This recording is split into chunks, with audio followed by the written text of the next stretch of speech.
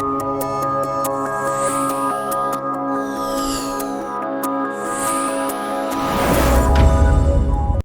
Friends, मैं Umesh Sharma chart analysis channel पे आपका हार्दिक स्वागत करता हूं।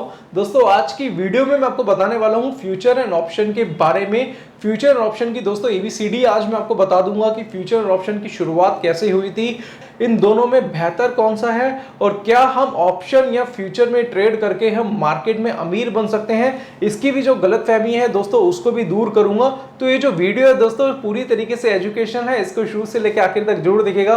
और अगर आपने अभी तक हमारे चैनल को सब्सक्राइब नहीं करा है तो चैनल को सब्सक्राइब करके नोटिफिकेशन बेल को क्लिक करना मत भूलिएगा। तो दोस्तों अब स्टार्ट करते हैं और आपको बताते हैं फ्यूचर और ऑप्शन के बारे में। तो सबसे पहले दोस्तों आपको बताना चाहता हूं कि फ्यूचर की शुरुआत क्यों हुई थी। अब यहाँ पे दोस्तों हम ना एग्जाम्पल के तौर पे समझाते हैं। अब हम देखते हैं कि किसान है, किसान क्या करते हैं, गेहूं की खेती करता है और वो चाहता है कि 3 महीने बाद जब उसकी फसल आएगी तो उसका जो गेहूं है वो 20 रुपए पर किलो के हिसाब से वो मार्केट में बिके। अब रिस्क भी है दोस्तों, आपको पता है किसानों की हालत हमारे देश में क्या है, तो एक रिस्क भी होता है। तो वो सोचता है कि एक वो अपना एक प्रॉफिट डिसाइड करता है कि गेहूं उसने जिसमें उसने लागत लगाई है उसके साथ वो एक प्रॉफिट उसमें ऐड करता है। और आपको बता देना चाहता हूं वो कॉन्ट्रैक्ट करता है किसके साथ, आढ़ती के साथ। आढ़ती बेसिकली क्या होते हैं, जो मंडियों में बैठते हैं और वो मंडियों में बेसिकली क्या करते हैं, वो एक तरीके से वो किसान और रिटेलर्स के बीच के बिचौलिए होते हैं। अब किसान क्या करता है, 20 रुपए पर किलो का सौदा करता है 3 महीने बाद कि भैया मैं 3 महीने बाद 1 क्विंटल आपके पास गेहूं लेकर आऊंगा और पर केजी के हिसाब से मेरे को 20 रुपए चाहिए। अब वो क्या करता है आढ़ती, वो सोचता है बिल्कुल उनका कॉन्ट्रैक्ट हो जाता है। अब वो जो कॉन्ट्रैक्ट होता है वो क्या होता है, पेपर में कॉन्ट्रैक्ट नहीं होता दोस्तों, वो जबान पे होता है। आपको पता है ना पहले के टाइम पे जबान चलती थी, तो एक जबान पे क्या हुआ, कॉन्ट्रैक्ट हुआ।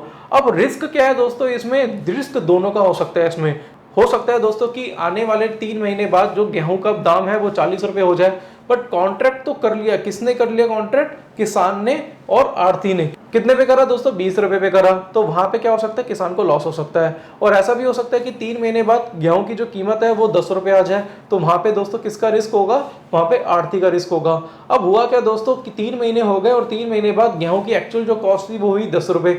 अब किसान गया आढ़ती के पास, उसने बोला जी 20 रुपए पर किलो के हिसाब से हमारी बात हुई थी, ये लो 1 क्विंटल गेहूं और मुझे इतना पैसा दे दो। आढ़ती वहां पे मना कर देगा, नहीं अभी तो कीमत जो है उसकी 10 रुपए के हिसाब से है। और हो सकता है दोस्तों कि जब उसका प्राइस 40 रुपए हो जाए तो आढ़ती वहां पे किसान के पास आएगा, हाँ जी हमारी इतने में बात हुई थी, अब मुझे आप गेहूं दो, मैं आपको 20 रुपए पर केजी के हिसाब से मैं आपको इसका प्राइस दूंगा। वहां पे किसान भी मना कर सकता है, नहीं अभी तो कीमत इसकी क्या है, 40 रुपए है। तो वहां पे क्या हो गया दोस्तों, वहां पे हो गया काउंटर पार्टी रिस्क। इसको क्या बोलेंगे, काउंटर पार्टी रिस्क, क्योंकि यहाँ पे कोई भी लीगल एग्रीमेंट नहीं हुआ है, यहाँ पे जो है वो बेसिकली जबान चली है। तो जबान के हिसाब से दोस्तों कभी भी कोई भी मुकर सकता है, तो लीगल एग्रीमेंट ना होने की वजह से इसको हम बोलेंगे दोस्तों फॉरवर्ड मार्केट। इसको हम फॉरवर्ड मार्केट बोलेंगे। फॉरवर्ड मार्केट में ये क्या हुआ है, यहाँ पे एक डील हुई है जिसमें काउंटर पार्टी रिस्क होने के पूरे पूरे चांसेस हैं। अब दूसरा दोस्तों क्या है कि अगर वो दोस्तों वहां पे कॉन्ट्रैक्ट कर लेते, लीगल कॉन्ट्रैक्ट कर लेते, तो वहां पे वो कहलाई जाती फ्यूचर मार्केट। अब यहाँ पे एक्सचेंज हमारे लिए लेकर आया है कि हमें वो प्रोवाइड कर रहा है फ्यूचर मार्केट, क्योंकि यहाँ पे एक एग्रीमेंट हो रहा है। किसके बीच में एग्रीमेंट हो रहा है, बायर और सेलर के बीच में एग्रीमेंट हो रहा है। तो यहाँ पे फ्यूचर में अगर मैं फ्यूचर की बात करूंगा तो फ्यूचर में 3-3 महीने के हमारे पास एग्रीमेंट होते हैं। तो जब भी हम ट्रेड करते हैं तो वो एग्रीमेंट के दौरान होते हैं, तो यहाँ पे किसी भी तरीके काउंटर पार्टी रिस्क नहीं होता। आशा करता हूँ दोस्तों आप मेरी बात सही तरीके से समझ गए होंगे कि फॉरवर्ड मार्केट क्या होती है, फ्यूचर मार्केट क्या होती है, उसके बारे में मैंने आपको बता दिया है। अब यहाँ बात करेंगे दोस्तों कि फ्यूचर मार्केट में ट्रेड क्यों किया जाता है, बट उससे पहले दोस्तों को बताना चाहता हूँ कि फ्यूचर मार्केट में जो काम होता है वो बेसिकली लॉट्स में काम होता है। तो मैं यहाँ पे आपको समझा दूंगा। तो मैं क्या करता हूँ दोस्तों, को बोर्ड पे आपको समझा देता हूँ, क्योंकि जिससे आप आसान तरीके से समझ पाए। तो यहाँ पे दोस्तों हम देखेंगे, यहाँ पे मैं लिख देता हूँ फ्यूचर मार्केट, ये आपको दिख रहा होगा, ये फ्यूचर मार्केट है। और यहाँ पे मैं लिख देता हूँ ऑप्शन। फ्यूचर मार्केट में हम बेसिकली ट्रेड क्यों करते हैं पहले इसके बारे में बता देना चाहता हूं। फ्यूचर मार्केट में कई लोगों की गलतफहमी है, वो सोचते हैं कि फ्यूचर मार्केट में हम ट्रेड करेंगे तो हम बहुत जल्दी अमीर हो जाएंगे। फ्यूचर मार्केट में बेसिकली दोस्तों काम होता है, मैं यहाँ पे लिख देता हूं दोस्तों, वो काम होता है दोस्तों लॉट में। लॉट्स में दोस्तों यहाँ पे काम होता है, लॉट्स में हम काम करते हैं। एग्जांपल के तौर पे आप एक्सिस बैंक का एक शेयर अगर चाहे तो इक्विटी मार्केट में खरीद सकते हैं, 2 शेयर चाहे 2 शेयर खरीद सकते हैं, 10 शेयर चाहे 10 शेयर खरीद के आप उसकी डिलीवरी भी रख सकते हैं। पर दोस्तों अगर आपको फ्यूचर मार्केट में ट्रेड करना है तो वहां पे बेसिकली क्या होता है, वहां पे लॉट्स में काम होता है। अगर आप चाहे एक्सिस बैंक का एक लॉट खरीदना चाहे तो मिनिमम आपको कितने शेयर खरीदने पड़ेंगे, वहां पे 1200 शेयर खरीदने पड़ेंगे, क्योंकि एक्सिस बैंक का जो लॉट साइज है वो 1200 रुपए के हिसाब से है। एग्जाम्पल के तौर पे एक्सिस बैंक का जो रेट है वो 470 के आसपास का रेट है। अगर आप इसका एक फ्यूचर खरीदेंगे तो पहली बात आपको मार्जिन देना पड़ेगा। मार्जिन क्या होता है, 470 आप इंटू कर लो 1200 से, यहाँ पे मैं लिख देता हूं, यहाँ पे आप 470 जो इसका करंट रेट है इंटू कर लो कितना 1200 से, जो इसकी वैल्यू आएगी, जो टोटल वैल्यू आएगी इसकी, उसका आपको 10% के आसपास किसको देना पड़ता है, ब्रोकर को देना पड़ता है। तो एक लॉट में काम करने के लिए आपको जो मार्जिन लगेगा एक्सिस बैंक में वो 2 लाख रुपए के आसपास का होगा। तो यहाँ पे आपको बता देना चाहता हूँ कि फ्यूचर में जो ट्रेड किया जाता है वो लॉट्स में काम किया जाता है, और यहाँ पे ऑप्शन में भी दोस्तों काम किया जाता है, लॉट्स में होता है, बट मैं ऑप्शन के बारे में थोड़ा सा बाद में बताऊंगा। पहले मैं आपको फ्यूचर मार्केट के बारे में आपको बता देता हूँ। पहला पॉइंट है लॉट्स में काम होता है। दूसरी चीज दोस्तों क्या है, इसमें शॉर्ट सेलिंग आप कर सकते हैं। शॉर्ट सेलिंग के बारे में दोस्तों बताना चाहूंगा कि जब हम इक्विटी में सेल करते हैं तो हमें इंट्राडे क्या करना पड़ता है, अपनी पोजीशन स्क्वायर ऑफ करनी पड़ती है। बट फ्यूचर के केस में हम क्या कर सकते हैं, अगर हम शॉर्ट सेलिंग करते हैं तो हमारे पास पूरा 1 महीने का टाइम होता है, यानी कि जिस कॉन्ट्रैक्ट में हम काम कर रहे हैं उस कॉन्ट्रैक्ट के लास्ट थर्सडे में इसकी एक्सपायरी होती है, तो हम लास्ट थर्सडे तक हम उसे चाहे तो होल्ड कर सकते हैं। तो यहाँ पे दूसरा जो बेनिफिट होता है फ्यूचर में काम करने का वो ये होता है कि हम शॉर्ट सेल को, यहाँ मैं लिख देता हूँ, शॉर्ट सेल को हम क्या कर सकते हैं, अपनी पोजीशन क्या बना सकते हैं, होल्ड में बना सकते हैं। तो यहाँ पे शॉर्ट सेल होल्ड करने के लिए भी हम कई बार क्या करते हैं, फ्यूचर मार्केट में ट्रेड करते हैं। अब तीसरा जो सबसे बेहतरीन पॉइंट है दोस्तों, वो उसके बारे में मैं आपको बात करना चाहूंगा। यहाँ पे ये है कि आप चाहे तो, मैं आपको एक दिन बता देना चाहता हूं कि आप चाहे तो इसकी होल्डिंग भी रख सकते हैं, और अगर आप चाहे तो आप अगला कॉन्ट्रैक्ट भी खरीद सकते हैं या उससे अगला कॉन्ट्रैक्ट भी खरीद सकते हैं, क्योंकि इसमें 3 कॉन्ट्रैक्ट होते हैं। तो तीनों कॉन्ट्रैक्ट में आप किसी भी कॉन्ट्रैक्ट में दोस्तों आप ट्रेड कर सकते हैं। तो फ्यूचर मार्केट का जो सबसे बड़ा बेनिफिट होता है वो एक्चुअल में शॉर्ट सेल होता है। शॉर्ट सेलिंग को होल्ड करने के लिए ज्यादातर क्या करते हैं, फ्यूचर मार्केट में काम करते हैं। इसके दूसरा दोस्तों ऑप्शन मार्केट के बारे में बता देना चाहता हूं। तो ऑप्शन मार्केट क्या होती है पहले मैं आपको वो बताता हूं। ऑप्शन मार्केट दोस्तों बेसिकली प्रीमियम के ऊपर काम करते हैं। हम बेसिकली प्रीमियम पे और प्रीमियम रिसीव करते हैं। यहाँ पे जैसे आप इंश्योरेंस करते होंगे तो इंश्योरेंस में आप क्या देते हैं, प्रीमियम देते हैं, तो यहाँ पे भी हम प्रीमियम पे काम करते हैं। यानी कि काम तो दोस्तों यहाँ पे भी दोस्तों लॉट्स में ही होगा, बट हमें क्या पे करना पड़ेगा, इसका प्रीमियम पे करना पड़ेगा। मैं लिख देता हूँ क्या है यहाँ पे, प्रीमियम आपको क्या करना पड़ेगा, पे करना पड़ता है। प्रीमियम पे और प्रीमियम रिसीव करना पड़ता है। एग्जांपल के तौर पे हम देखते हैं कि हम, मुझे एक्सिस बैंक बहुत अच्छा लग रहा है, यहां लिख देता हूं स्टॉक का नाम एक्सिस बैंक। हम देख रहे हैं कि 470 रुपए क्या है इसका मौजूदा भाव है। हम चाहे तो इसका फ्यूचर में ट्रेड कर सकते हैं, चाहे तो हम इसके ऑप्शन में ट्रेड कर सकते हैं। अब हमें पता है भैया कि फ्यूचर में हमें ट्रेड करने के लिए ज्यादा से ज्यादा मार्जिन देना पड़ेगा। तो हम यहाँ पे क्या करते हैं, हम चाहे तो इसके ऑप्शन में काम कर सकते हैं। तो ऑप्शन 3 तरीके के होते हैं दोस्तों, यहाँ पे आईटीएम, एटीएम और ओटीएम, यानी कि in the money, at the money और आउट ऑफ द मनी। तो यहाँ पे हम चाहे तो इसकी स्ट्रेटेजीज में भी काम कर सकते हैं। जो सबसे बेस्ट पार्ट होता है दोस्तों ऑप्शन का, वो होता है इसकी स्ट्रेटेजीज। अगर आप चाहे तो ऑप्शन को सीख के आप इसकी स्ट्रेटेजीज में काम कर सकते हैं। तो ऑप्शन एक्चुअल में बहुत ज्यादा इंपॉर्टेंट रोल प्ले करता है। अब चाहे तो फ्यूचर में काम करिए, चाहे ऑप्शन में काम करिए, जो मार्केट के जो बड़े प्लेयर्स होते हैं वो पैसा जो बनाते हैं वो एक्चुअल में ऑप्शन मार्केट से बनाते हैं।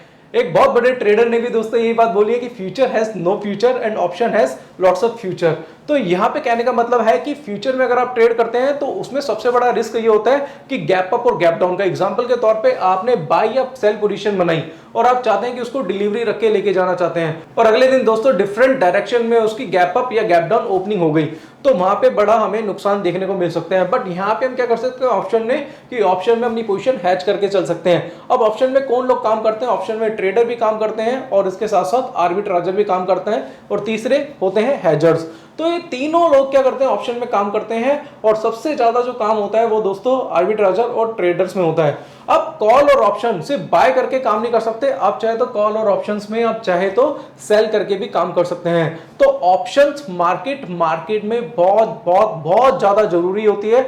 आप चाहे तो फ्यूचर एंड ऑप्शन में काम कर सकते हैं, मार्जिन फ्यूचर में ज्यादा लगता है। अगर आप चाहे तो ऑप्शन के ओटीएम में भी काम करके कम मार्जिन से भी पैसा बना सकते हैं। और ऑप्शन में दोस्तों दो तरीके होते हैं। अगर आप ऑप्शन बाय करके चलते हैं तो उसमें आपका अनलिमिटेड प्रॉफिट होता है और लिमिटेड रिस्क होता है, और अगर आप ऑप्शन सेल करके चलते हैं तो उसमें आपका अनलिमिटेड रिस्क होता है और जो प्रॉफिट होता है वो काफी लिमिटेड होता है। तो आप चाहे दोस्तों एंजल ब्रोकिंग में भी डीमैट अकाउंट ओपन करा सकते हैं। डीमैट अकाउंट ओपन कराना एंजल ब्रोकिंग में काफी ज्यादा आसान है। इसमें आप डीमैट अकाउंट 5 मिनट में फ्री में ओपन करा सकते हैं। इसका iTrade जो प्लान होता है दोस्तों बहुत ही अच्छा प्लान है। तो इसमें दोस्तों आपसे डिलीवरी का कोई चार्ज नहीं लेते, और इसके साथ साथ अगर कमोडिटी में या फ्यूचर में या ऑप्शन में कोई भी ट्रेड बनाते हैं तो 20 रुपीज पर ट्रेडिंग के हिसाब से आपको ब्रोकरेज चार्ज पे करना पड़ता है, जो कि काफी कम ब्रोकरेज है। तो देर मत करिए दोस्तों, आज ही एंजल ब्रोकिंग में अपना डीमैट अकाउंट ओपन कराइए और आज से इन्वेस्ट करना स्टार्ट कर दीजिए। फिलहाल दोस्तों यहाँ पे मैंने अभी आपको ऑप्शन के बारे में बताया, यहाँ पे आपको फ्यूचर के बारे में बताया। बेसिकली फ्यूचर में ट्रेड क्यों किया जाता है, क्योंकि कई लोगों के डाउट होते हैं, वो कहते हैं जी भैया इक्विटी मार्केट में भी तो काम कर सकते हैं, बट फ्यूचर मार्केट का काम करने का सबसे बड़ा बेनिफिट ये होता है कि आप अपनी जो शॉर्ट पोजीशन है उसको आप होल्ड कर सकते हैं। इसके साथ साथ ऑप्शन में बेसिकली दोस्तों स्ट्रेटेजीज होती हैं। आप चाहे तो कम प्रीमियम में भी ज्यादा पैसा कमा सकते हैं, यानी कि कम पैसा लगा के भी कई बार ज्यादा पैसा कमा सकते हैं। बट अगर आप चाहे कि इनको आपको बिल्कुल डिटेल में सीखना है, ऑप्शन सीखना है, ऑप्शन की 20 टाइप्स ऑफ स्ट्रेटेजी सीखनी, क्योंकि इसमें बहुत ज्यादा स्ट्रेटेजीज होती है। इसमें ऑप्शन राइटिंग की स्ट्रेटेजी होती है, हेजर की स्ट्रेटेजी होती है, आर्बिट्रेजर की स्ट्रेटेजीज होती है, रेशियो एनालिसिस होती है, बहुत सारी एनालिसिस होती है। इसमें ऑप्शन ग्रीक्स होता है, वो आपको पढ़ना पड़ता है। इसमें ऑप्शन चेन होता है दोस्तों, वो आपको सीखना पड़ता है। बेसिक ऑप्शन को अच्छी तरीके से समझना पड़ता है। अगर आप चाहे तो दोस्तों ऑप्शन अगर आप सीखना चाहें तो आप टेक्निकल एनालिसिस के साथ सीखिए, क्योंकि टेक्निकल एनालिसिस बहुत जरूरी है। आपको पता है मेरा जो चैनल है बेसिकली टेक्निकल एनालिसिस के ऊपर है। तो टेक्निकल एनालिसिस के साथ अगर आप ऑप्शन में काम करते हैं तो दोस्तों आपको बोलना चाहूंगा कि आप मार्केट से बहुत ज्यादा पैसा लेके उठ सकते हैं, यानी कि आप कम रिस्क में ज्यादा से ज्यादा पैसा कमा सकते हैं। और आपको पता है दोस्तों, जैसे मैंने बोला, मार्केट के जो बड़े प्लेयर हैं, जो बड़े ट्रेडर्स हैं, वो ऑप्शन में ही काम करते हैं। वो टेक्निकल और ऑप्शन के मिक्सअप में काम करते हैं, दोनों को मिक्स करके काम करते हैं। अगर आप टेक्निकल एनालिसिस और ऑप्शन को मिक्स करके काम करेंगे तो मार्केट से आप बहुत ज्यादा पैसा कमा सकते हैं। तो बोलना चाहूंगा दोस्तों, अगर आप चाहे तो ऑप्शन का मेरा एक कोर्स है, वैसे मेरे पास 2 कोर्स है, टेक्निकल एनालिसिस का कोर्स है और दूसरा ऑप्शन का कोर्स है। आप चाहे तो दोनों कोर्स मेरी वेबसाइट पे जाके परचेज कर सकते हैं। मेरी वेबसाइट है www.chartanalysis.co.in। वहां पे जाइए, वहां पे जाके आप टेक्निकल एनालिसिस का कोर्स कर सकते हैं, जिसमें 28 वीडियोस 10 आवर्स का कोर्स है। इसके साथ साथ ऑप्शन मार्केट का भी कोर्स आप ज्वाइन कर सकते हैं, जिसमें 59 वीडियोस हैं और 14.5 आवर्स का कोर्स है, यानी कि 15 आवर्स के आसपास का कोर्स है। अगर आप ये दोनों कोर्स कर लेंगे दोस्तों, मैं आपको कहना चाहूंगा कि मार्केट से आप कभी भी हार नहीं सकते। इस चीज का दोस्तों मैं दावा करता हूं। तो आपको कहना चाहूंगा दोस्तों, आज की वीडियो में यहीं समाप्त करता हूं। आशा करता हूं आज की वीडियो आपको पसंद आई होगी। अगर आज की वीडियो आपको पसंद आती है तो इसे लाइक करें, शेयर करें और आप हमारे चैनल को सब्सक्राइब करें। अगर आपको कोई भी डाउट है, कोई भी क्वेरी है, तो नीचे दिए गए नंबर पर आप कॉन्टैक्ट कर सकते हैं। आज के लिए बस इतना ही दोस्तों, धन्यवाद।